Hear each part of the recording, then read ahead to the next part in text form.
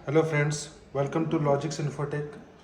आज के टॉपिक में देखेंगे कि जो Redmi 9 पावर आप देख रहे हैं, ये आजकल बहुत सारे कस्टमर का डेड हो रहा है। ठीक है, ऑटो पोर्ट का प्रॉब्लम आ जाता है।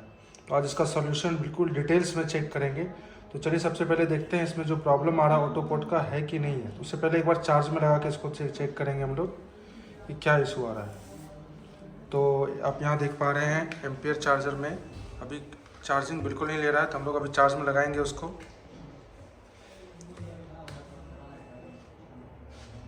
तो देखिए यहाँ पे अभी 0.10 एम्पियर ले रहा है।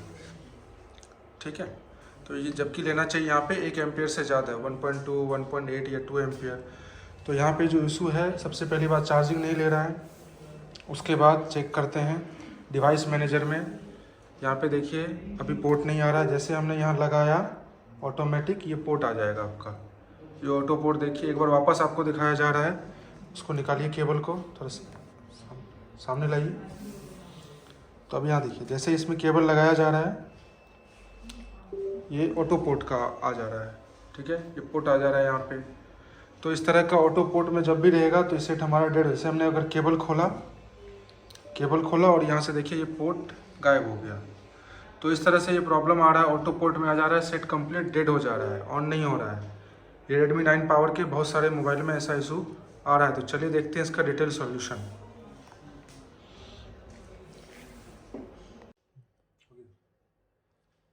तो ये जो प्रॉब्लम है Redmi 9 पावर का, तो इसका हम लोग सॉल्यूशन अभी देखेंगे विथ डायग्राम कैसे करेंगे। तो ये देखिए आप Redmi 9 पावर का लेआउट है ये हमारा। ठीक है, बोर्ड का आगे और पीछे दोनों साइड का, और ये इसका स्कीमेटिक है। तो इस तरह से हम लोग देखते हैं इसमें जो एक आईसी होता है VPA APT वाला आईसी, उसके कारण ये इशू आ रहा है। ठीक है, तो इसमें हम लोग सबसे पहले स्कीमेटिक में ये सर्च कर लेते हैं APT लिखेंगे आप, और इसको देखते हैं सर्च करके। तो थोड़ा जूम कर लेंगे। उसके बाद ये देखिए ये आपका आ गया APT VPA APT आईसी। ठीक है, कॉलकम में VPA APT आईसी लिखा होता है। मीडियाटेक में जो ये आईसी है ये PM के अंदर होता है। ठीक है, तो ये हमारा कॉलकम का सेट है। तो इसमें आप देख रहे हैं यहाँ पे U3801, ये हमारा APT का आईसी है। इस आईसी का क्या क्या रिक्वायरमेंट है पहले उसको समझते हैं, और ये प्रॉब्लम क्यों आएगा फिर आपको समझ में आ जाएगा क्यों ये प्रॉब्लम आ रहा है। ये जो हमारा आईसी है, इसमें सबसे पहले देखिए आप एक नंबर पिन पे आ रहा है VVAT का सप्लाई, जो कि VDD VVAT लिखा है। इस पर VPH का सप्लाई आएगा यहाँ पे, VPH पावर। ठीक है, जो DC टू DC आईसी के द्वारा आता है, चार्जिंग आईसी का आउटपुट। उसके बाद ये इसका इनपुट है, और वही सप्लाई यहाँ पे स्विचिंग के लिए आता है, VVAT स्विचिंग, क्योंकि यहाँ पे एक बक सर्किट का बना यूज़ होता है। तो यहाँ पे VVAT स्विचिंग के लिए आएगा सप्लाई। उसके बाद यहाँ पे उसी का ग्राउंड है, जो कैपेसिटर का ग्राउंड से सर्किट है। ठीक है, ये ग्राउंड है, यहाँ देख रहे हैं। इसके अलावा ये इसका इनपुट है, ये इसका स्विचिंग है, और यहाँ पे अगर आप देखें तो एक VDD 1.8 मेन प्रॉब्लम यहीं से शुरू होता है। ये जो VDD 1.8 है, अगर आप इसको आगे देखेंगे कैपेसिटर लग के ये जो लाइन है ये बहुत जगह जा रहा है। यहाँ पे आप देख रहे हैं सारा पेज नंबर, ये बहुत सारे पेज में जा रहा है। इसमें ये 1.8 का सप्लाई हमारे EMC जो होता है, जो रोम बोलते हैं जिसको हम लोग, वहाँ पर भी ये 1.8 का सप्लाई जाता है। जिस कारण से, क्योंकि अगर रोम आप निकाल के EMC आप निकाल देंगे अपने मोबाइल से, तो CPU ऑटो पोर्ट बनाता है। यहाँ पे इसी लाइन में प्रॉब्लम आ जाता है, जिस कारण से उसको ये सप्लाई नहीं मिलता है। वो अपने आप को ये समझता है कि वो नहीं लगा हुआ है CPU, इसलिए CPU खुद का अपना ऑटो पोर्ट निकाल देता है। ठीक है, विदाउट EMC जो ऑटो पोर्ट आता है, सेम वही कंडीशन यहाँ आ जाता है, इसलिए मोबाइल डेड हो जाता है। और इसके अलावा अगर आप देखें तो इसमें ग्राउंड है 6 नंबर पिन, और 2 और 3 के हैं डेटा और क्लॉक, जो कि ये RFP2 डेटा क्लॉक, यही डेटा क्लॉक हमारे 2G PFO और 4G PFO के पास भी जाता है। ठीक है, जिससे CPU को इन्फॉर्मेशन मिलता है कि आईसी लगा हुआ है नहीं लगा हुआ है, इससे CPU बातचीत करती है।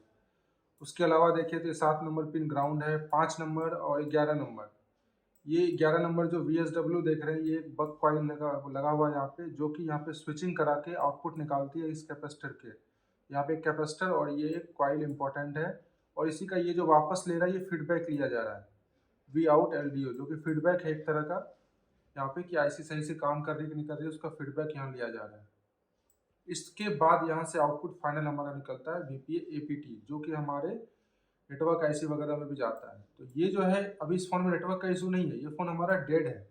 तो डेड में ऑटो पोर्ट क्यों आया, इस आईसी के क्यों जिम्मेदार है? तो इसमें आप जो 1.8 का सप्लाई देख रहे हैं, जो मैंने बताया आपको एमसी के पास जाता है, तो इसी के कारण ये इशू आता है। होता क्या है, जब ये आईसी स्विचिंग करती है, जब ये आईसी स्विचिंग करती है एक्टिव मोड में आता है, क्योंकि क्वालकॉम में जैसे आप मोबाइल ऑन करेंगे तो ये एपीटी सप्लाई बन जाता है, ठीक है। मीडियाटेक में आपका सिम लगाने के बाद बनेगा ये।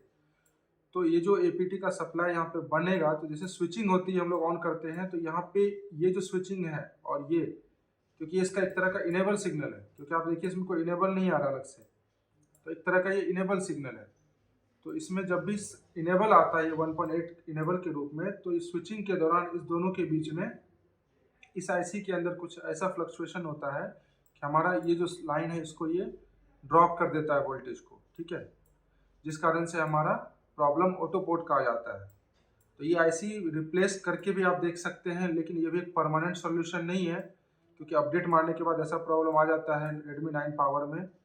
तो इसका एक परमानेंट अभी हमने एक सॉल्यूशन निकाला है, आईसी भी लगा रहेगा और वो भी सॉल्यूशन हो जाएगा, मोबाइल आपका डेड भी नहीं होगा, ठीक है। तो देखते हैं, क्योंकि हमें जब इसको स्विचिंग कराएंगे तभी ये प्रॉब्लम आएगा, तो हम इसका स्विचिंग कराना ही बंद कर देंगे। मतलब ये जो कॉइल दिख रहा है, इस कॉइल को हम लोग मॉडिफाई करेंगे, ठीक है। जो इसका आउटपुट है 2 वोल्ट के अप्रॉक्स हम लोग देंगे, वो भी एक वोल्टेज डिवाइडर सर्किट बनाकर।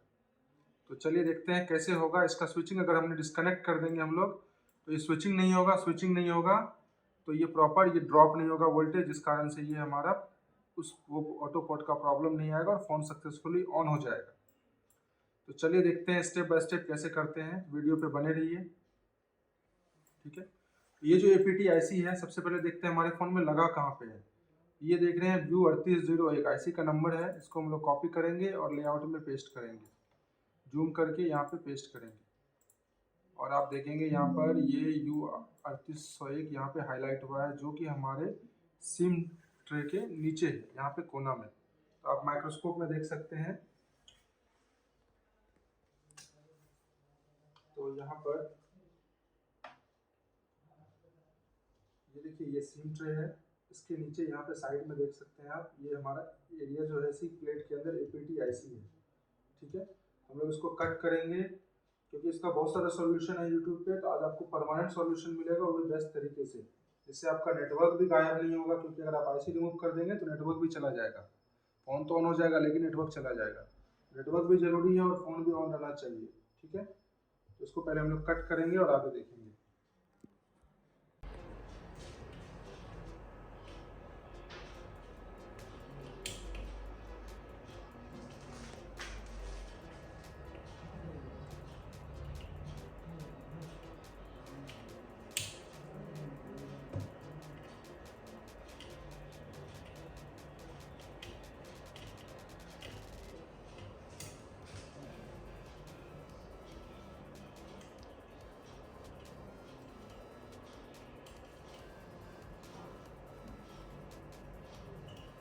यहाँ पे जो प्लेट कटिंग कर रहे हैं, ये आप कटर्स के माध्यम से भी धीरे धीरे कर सकते हैं, और दूसरा आप हीट मार के भी रिमूव कर सकते हैं, क्योंकि पीछे कोई पेस्टेड ऐसे नहीं है, ठीक है। और ये जो साइड से आप देख रहे हैं जो रिमूव हुआ है एरिया, ये ग्राउंड एरिया है, तो इसके रिमूव होने से कोई खास टेंशन नहीं होता है, ठीक है। तो आप पे डिपेंड करता है आप कैसे करते हैं, लेकिन बिल्कुल सावधानी से करना चाहिए जो भी आप काम करते हैं। तो चलिए देखते हैं इस पर। यहाँ पे जो आप देख रहे हैं जो बड़ा वाला कॉइल है, यही हमारा बक कॉइल, ठीक है। और यहाँ जो बड़ा कैपेसिटर देख रहे हैं, इसमें से एक आउटपुट से जुड़ा हुआ है और एक हमारा वीबैट से है, और छोटा वाला जो कैपेसिटर है इसी में से कोई एक 1.8 का इनपुट है, ठीक है। तो इस तरह से हम लोग इसको समझ चुके हैं। अब इसके बाद इसका जो सॉल्यूशन है, वो सॉल्यूशन क्या है वो देखते हैं। इसमें क्या है, कई बार लोग जो वीबैट वाला कैपेसिटर होता है उसको रिमूव करके इसका सॉल्यूशन कर देता है, ठीक है। और फ़ोन तो ऑन हो जाता है, लेकिन फ़ोन जो है 10 से 12 दिन में फिर से डेड हो जाता है। तो चलिए देखते हैं हम लोग ये वोल्टेज डिवाइडर सर्किट पर सबसे पहले ड्रॉ करने की कोशिश करते हैं। आपको सबसे पहले थ्योरी वोल्टेज डिवाइडर को समझाते हैं, फिर हम लोग जो जुगाड़ करेंगे वही जो वीबैट का कैपेसिटर है वहीं से कुछ वोल्टेज डिवाइडर सर्किट बनाएंगे, ठीक है। तो देखिए, ये जो एपीटी आईसी है वो क्या हो रहा है यहाँ पे, ये हमारा एपीटी आईसी है जो बक सर्किट बनाती है। इसमें एक कैपेसिटर यहाँ लगा हुआ है, बड़ा वाला, बड़ा साइज का। और यही लाइन हमारा स्विचिंग के लिए आता है, यहाँ पे विवेट स्विच, और एक ग्राउंड था। ठीक है, ये इसका इन है और ये इसका विवेट स्विचिंग के लिए। और ये जो आउटपुट बनेगा यहाँ पे कॉइल होते हुए बनेगा और इसका फीडबैक वापस आएगा। और यहाँ पे कुछ कैपेसिटर लगा हुआ है बड़ा वाला। बक सर्किट में इस तरह से यहाँ पे हमारा बीपीए एपीटी सप्लाई जनरेट हो रहा है। ठीक है, तो यहाँ पे क्या हो रहा है, 1.8 जो आ रहा है छोटे कैपेसिटर पर, 1.8, ये मेन प्रॉब्लम यहीं से जनरेट हो रहा है। ठीक है, जो कि हमारा एएमसी में भी जाता है, तो यहीं से प्रॉब्लम जनरेट हो रहा है। तो हम लोग क्या करेंगे, इस आईसी को सभी सप्लाई देंगे, लेकिन ये जो कॉइल है, ये कॉइल यहाँ से रिमूव कर देंगे, सबसे पहला काम। तो हमारा बक सर्किट कंप्लीट नहीं होगा। बक सर्किट नहीं बनेगा तो ये जो आईसी है ये एक्टिव मोड में नहीं आएगा। ये आईसी यहाँ पे अभी स्विचिंग नहीं कराएगा, जो स्विच लाइन है यहाँ पे अभी स्विच नहीं कराएगा। इस कारण से ये दोनों के बीच में जो रिएक्शन है वो नहीं होगा।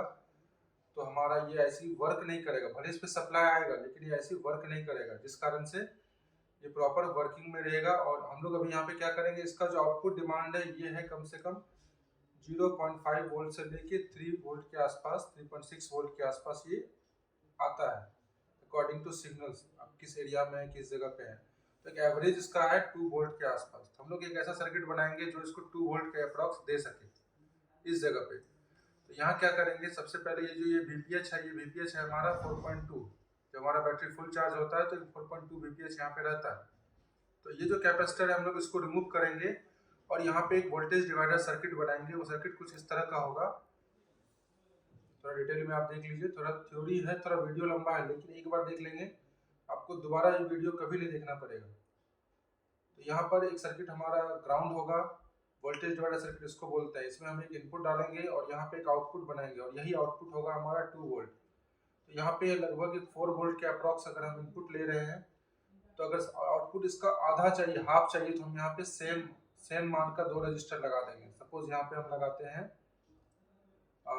2 किलो अप्रॉक्स, मान लीजिए यहाँ 2 किलो दे रहे हैं, या 10 किलो भी दे सकते हैं, 4 किलो, जो आपको मिले सेम मान का यहाँ पे 2 रजिस्टर लगाना है।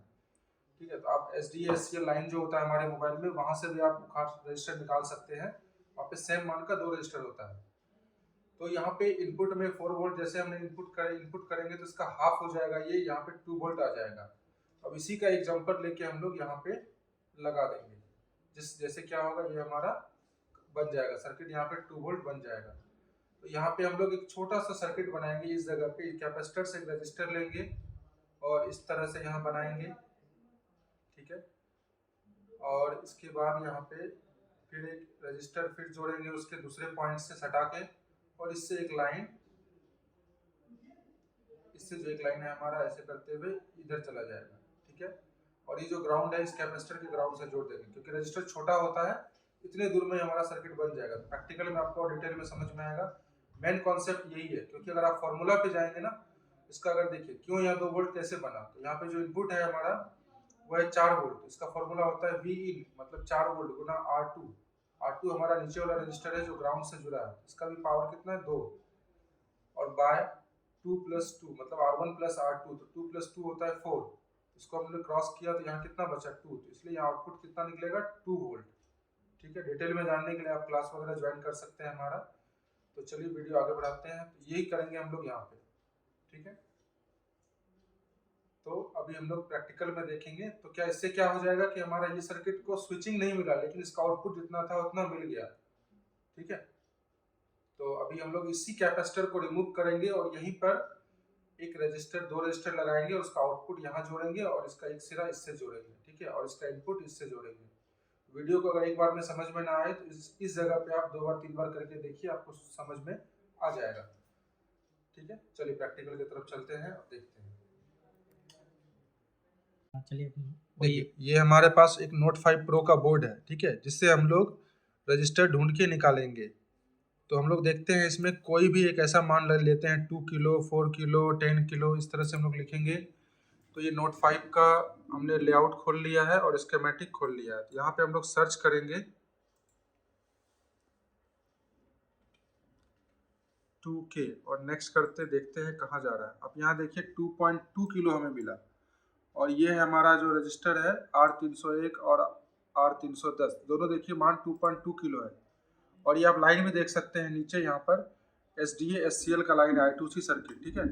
तो यहाँ पे आपको किसी भी बोर्ड में ये मिल जाएगा इस तरह से। तो ऐसा कोई भी बोर्ड जिसका आपके पास डायग्राम हो, खास करके MI सैमसंग, आप उससे निकाल सकते हैं। तो देखते हैं हमारे फ़ोन में कहाँ लगा, हम इस दो रजिस्टर को इस बोर्ड से निकालेंगे और वो सर्किट बनाएंगे। तो यहाँ पे नोट 5 प्रो नोट 5 का लेआउट में जाएंगे और यहाँ पे सर्च कर देंगे। और ये देखिए, ये जो है CPU के कोना में है, R310 और R301 CPU और AMC दोनों के बीच में है। तो स्कीमेटिक यहाँ पे आप बोर्ड में देखिए, ये इसका AMC उखड़ा हुआ है और ये कोना में जो आप देख रहे हैं ये रजिस्टर है, ये वाला, ठीक है। ये जो रजिस्टर है, इसी रजिस्टर को हम रिमूव करेंगे और इसको उस मोबाइल में लगाएंगे। तो चलिए स्टार्ट करते हैं।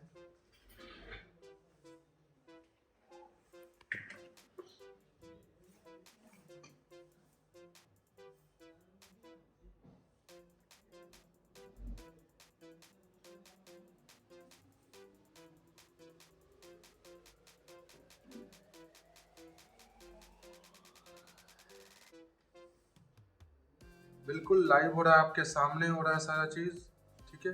तो आप भी अगर करेंगे तो ज़रूर होगा। वीडियो एक बार में समझ में ना आए तो दोबारा देखिए, इसकी बिल्कुल ना करें।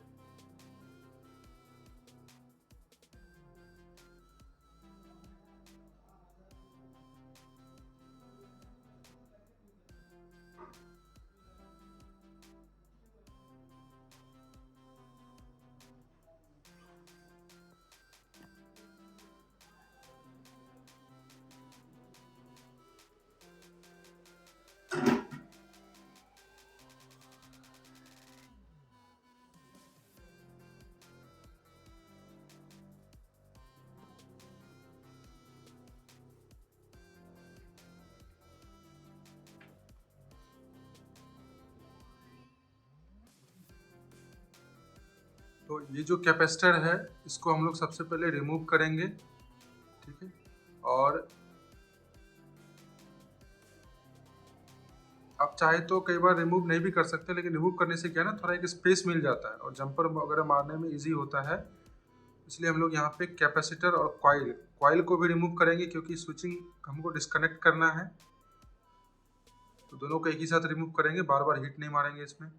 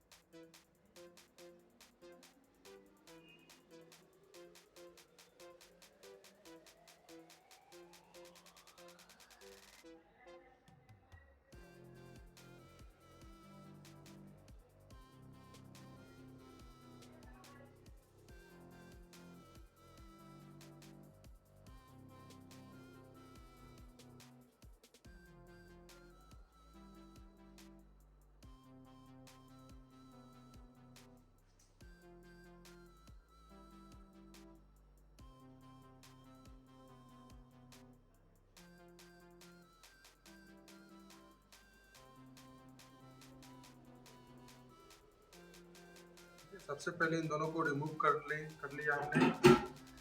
अब इस कॉइल को इसी जगह पे बिठाएंगे, लेकिन यूवी ग्लू के मदद से इसे उल्टा यहाँ पे हम लोग सेट करेंगे। सबसे पहले थोड़ा क्लीन कर लेते हैं यहाँ पे, क्योंकि अगर आपको यूवी ग्लू लगाना है थोड़ा क्लीन एरिया में बढ़िया से यूवी ग्लू सेट होता है। बाकी यहाँ पे कोई माइक्रो जंपर नहीं है, बहुत इजी प्रोसेस है। बट अगर आप स्टेप बाय स्टेप समझ के करेंगे तभी आएगा। इसमें हमने सारा रीजन बताया है।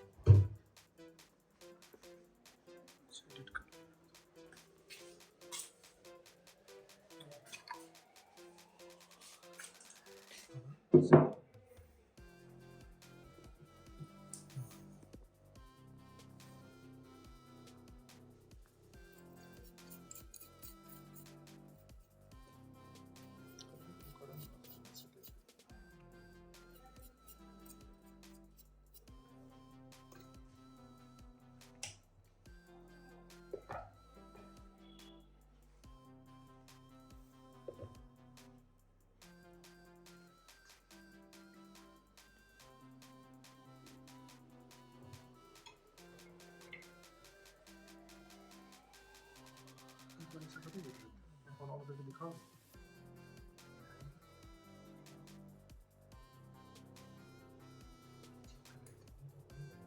देखिए यहाँ पे हमने अभी फ़ोन में वो सॉल्यूशन नहीं किया है, लेकिन आपको ऑन करके दिखाते हैं ये ऑन होता है कि क्या होता है। सब चीज़ लाइव हो रहा है आपके सामने, तो चलिए देखते हैं इसमें क्या हो रहा है। कॉइल हमने हटा दिया है, स्विचिंग नहीं होना चाहिए, तो हो सकता है देखते हैं, चलिए देखते हैं फ़ोन ऑन हो रहा है क्या हो रहा है।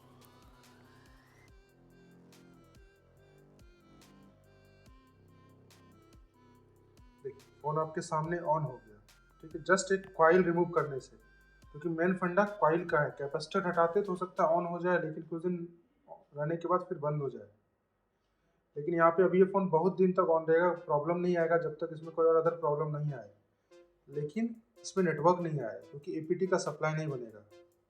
तो अभी हम लोग एपीटी ही बाईपास कर रहे हैं। फ़ोन तो ऑन हो जाएगा, लेकिन एपीटी बाईपास करेंगे जिससे हमारा नेटवर्क भी आ जाए और फ़ोन भी ऑन रहे, दोनों काम रहे। ठीक है, चलिए इसे स्विच ऑफ करते हैं। आप देखिए यहाँ पे कॉइल वगैरह हमने कुछ नहीं लगाया, जैसे आपको दिखाया गया सेम टू सेम है, आप देख सकते हैं।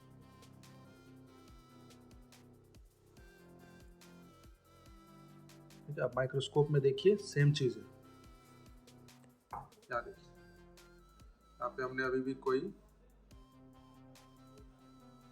भी कंपोनेंट यहाँ पे नहीं लगाया, वही कॉइल कैपेसिटर रिमूव है। तो चलिए अब इसका सॉल्यूशन करते हैं, नेटवर्क कैसे आया हमारा। क्योंकि अगर आईसी रिमूव कर देंगे तो भी यहाँ इशू है, नेटवर्क नहीं आएगा आपका, फोन ऑन हो जाएगा। तो आईसी नहीं रिमूव करना है हमें, कॉइल रिमूव करना है। वीडियो पूरा देखिए तभी आपको डिटेल में समझ में आएगा, क्योंकि प्रॉब्लम बहुत सारे टेक्नीशियन बहुत ज़्यादा परेशान हो रहे हैं।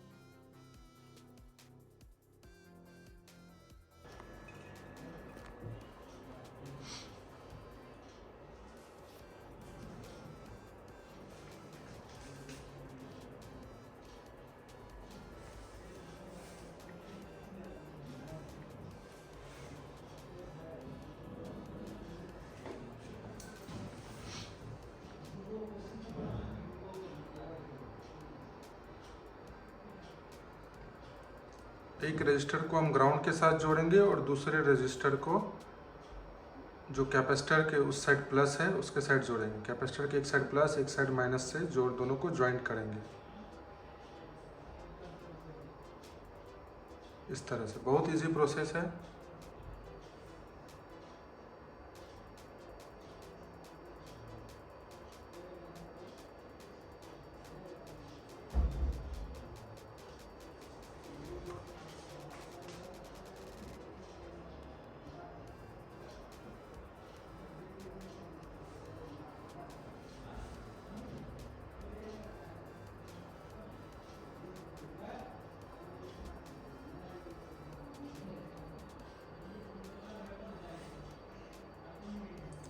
इसको इस तरह से टच करेंगे कि ताकि हम बीच में हल्का शोल्डर लगा दें तो ये दोनों पॉइंट सट जाए और वहीं से एक जंपर उठा लें।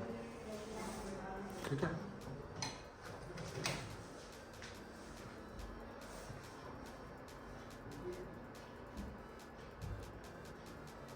शोल्डर की मदद से इसे हम हल्का सा सटा देंगे।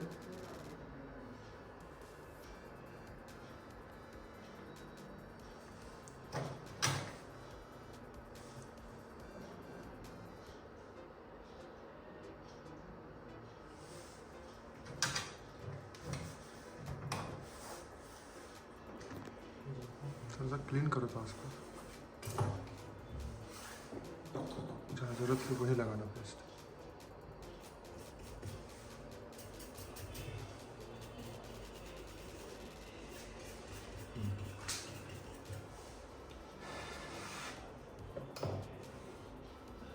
देखिए ये इस रजिस्टर जो है इस तरह से हमने लगाया है। ठीक है, कैपेसिटर के दोनों साइड रजिस्टर लगा देना और बीच में उसको ज्वाइंट कर देना। तो हम लोग हल्का शोल्डर देंगे और वहीं पे जंपर उठाएंगे। तो यहाँ पे क्या है, हम लोग कॉइल भी उल्टा करके लगा सकते हैं। ठीक है, और दूसरा काम ये कर सकते हैं कि यहाँ पे हम लोग इसका ट्रैक ही डिस्कनेक्ट कर देंगे, तो ऐसी स्विचिंग नहीं करेगा और बिना कॉइल का ही हमारा सोल्यूशन भी हो जाएगा। तो जो आपको बेटर लगे आप वो कर सकते हैं। ठीक है, इसे डिस्कनेक्ट करेंगे और वहाँ चेक करेंगे, एक साइड रीडिंग नहीं आना चाहिए। कॉइल के एक साइड जो है आपका इस आईसी से डिस्कनेक्ट हो जाएगा। ये हमारा डायोड रेंज पे इसको हम लोग सेट करते हैं और यहाँ देखते हैं कोई वैल्यू नहीं आ रहा है एक साइड और एक साइड आपको वैल्यू आ रहा है। यहाँ पे भी देखिए एक साइड हमने यहाँ लगाया हुआ है, अभी यहाँ पे लगा हुआ है तो देखिए यहाँ मल्टीमीटर में वैल्यू आ रहा है, लेकिन अगर यहाँ पे फिर देखिए यहाँ लगा हुआ है तो यहाँ पर वैल्यू नहीं आ रहा है। मतलब वो जो ट्रैक है जो आईसी से वो लाइन निकल रहा है ना, क्योंकि बक सर्किट है आईसी से निकल रहा है, तो वो हमारा आईसी से डिस्कनेक्ट हो चुका है स्विचिंग पार्ट। तो इतना करके अब हम लोग सीधा उस रजिस्टर से जंपर लेके कॉइल के इस साइड जंपर मार देंगे बस। ये भी कर सकते हैं, अगर आपके पास माइक्रोस्कोप है तो आप ट्रैक भी कट कर सकते हैं, अदरवाइज आप कॉइल भी लगा सकते हैं, उल्टा करके वो भी कर सकते हैं।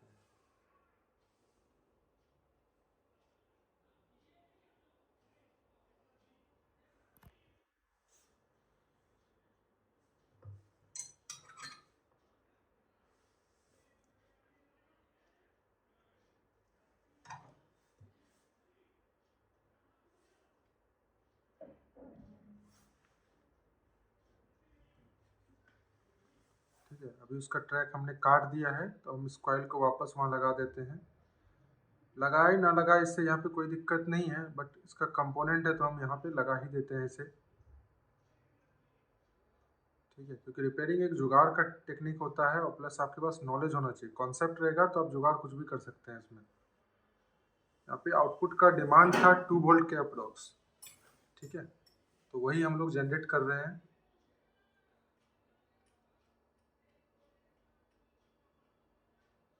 ठीक है, कॉइल के एक साइड में जंपर मार देंगे तो चल जाएगा हमारा काम।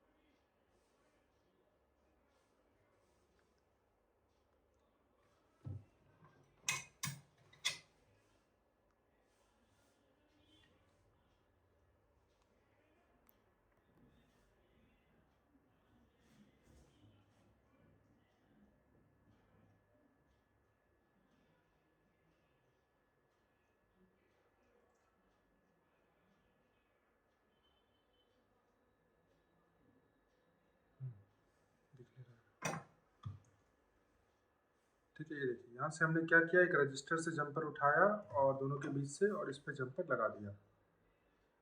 तो इतना ही आपको करना है।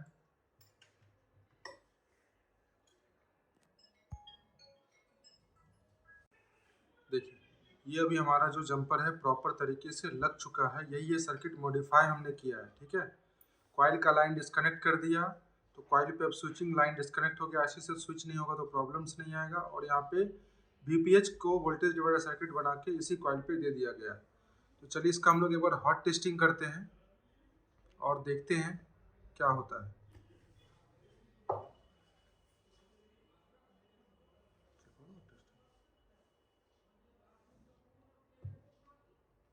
चार्जर लगाएंगे, चार्जर लगा के देखते हैं।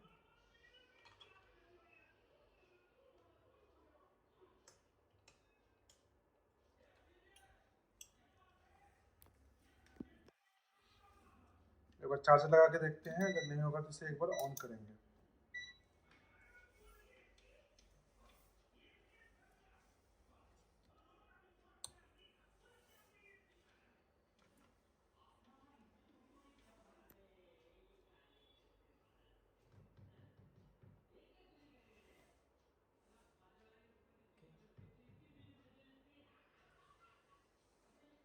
जो कॉइल है इस कॉइल पे हम लोग सप्लाई चेक करते हैं, अभी कितना सप्लाई आ रहा है इस पे।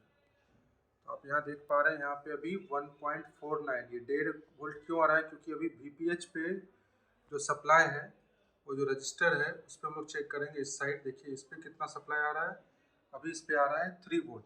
ठीक है, 3 वोल्ट आ रहा है तो उसका हाफ कितना हुआ 1.5 वोल्ट, इसलिए अभी 1.5 वोल्ट आ रहा है। तो जब बैटरी से इसे ऑन करेंगे तो बैटरी में जितना चार्ज होगा लगभग 4 वोल्ट के आसपास, तो ये उसका हाफ बनाएगा 2 वोल्ट। ठीक है, आप डिटेल में यहाँ देख पा रहे हैं तो यही है, तो मतलब ये अपना वोल्टेज वाला सर्किट जो ये वर्क कर रहा है, यही आपको दिखाने का मेरा मकसद था।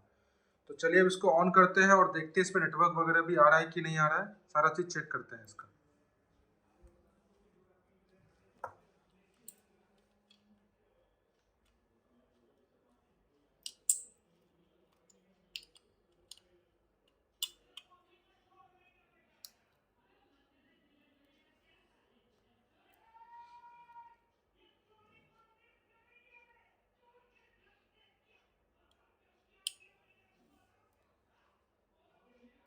इसमें दोनों चीज़ आपको चेक करके दिखाया जा रहा है। फ़ोन तो ऑन हो ही चुका था, आपने पहले भी देखा था, ठीक है। तो अगर आपको सिर्फ फ़ोन ऑन करना है तो हम उस कॉइल को रिमूव कर देंगे। अगर आपको नेटवर्क लाना है तो आपको ये सर्किट जो है इसको आप मॉडिफाई करना पड़ेगा, तभी हो पाएगा।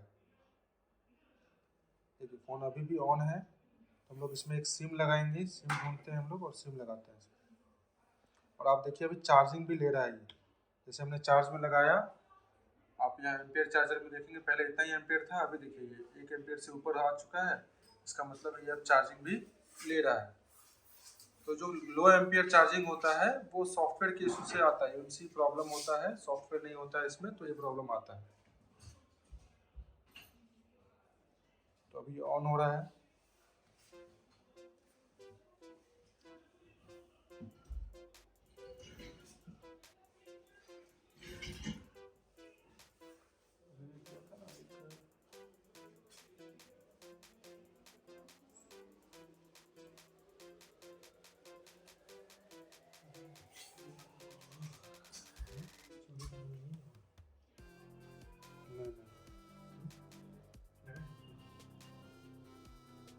ठीक है, देखिए फ़ोन ऑन हो चुका है। अभी इसमें हम लोग नेटवर्क लगा, सिम लगा के चेक करेंगे, ठीक है। यहाँ पे हम लोग अभी देखिए इसमें सिम इंसर्ट कर रहे हैं, ठीक है। ये हमारा जियो का सिम है।